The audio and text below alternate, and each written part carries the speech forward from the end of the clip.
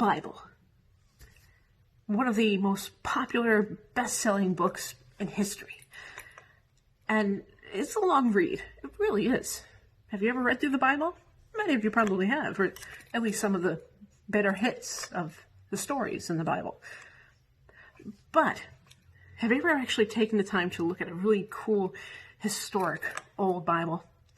People contact us all the time asking for information about their family members from 200 years ago.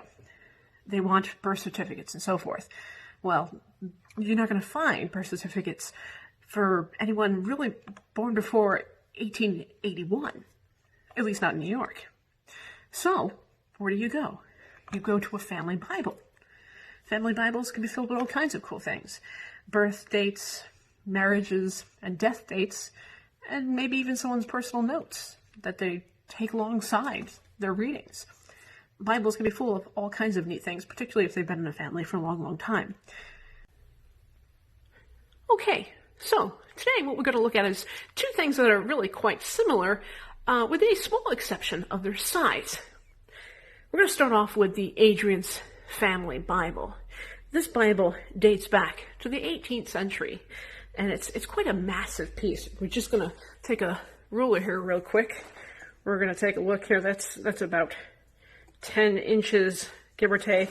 And, well, it's even longer, 14 inches, give or take, for what my ruler can measure here. And then if we look at just the girth of this thing, we're going to say it's about almost 4 inches in its width. And just look at the detail, the fine leather binding here. These beautiful brass pieces here on the ends. And of course, these neat little locket pieces here. It's really just a fabulous, fabulous piece. And wanted to take a look on the inside real quick, just to show you that sometimes these family Bibles can give you so much great information. We're going to open it up very gently.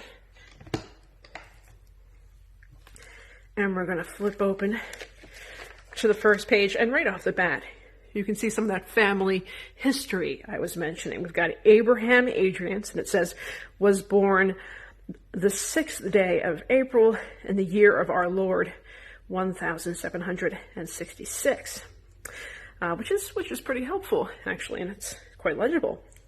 And then we have his wife, actually, born also in 1760. This is just a really cool piece, and for the most part, you're going to see that some of the stuff is in Dutch, but we do have some interesting dates here.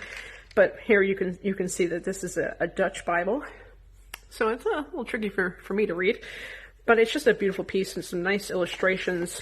The print is quite nice. Like I said, I can't read. And then once in a while you'll come across these maps and illustrations that have kind of been plopped inside, which is really quite neat. Very beautiful pieces. But what I really wanted to show you today, I mean, everybody's seen family Bibles. And you know how massive and how beautiful these things can be. But what I want to show you today, actually, is something just as cool, believe it or not. This is a thumb Bible. Now, what makes it a thumb Bible? Well, the fact that you could literally thumb your way through it. Now, obviously, you're not going to get the same information in this thing as you could in the Adrian's Family Bible.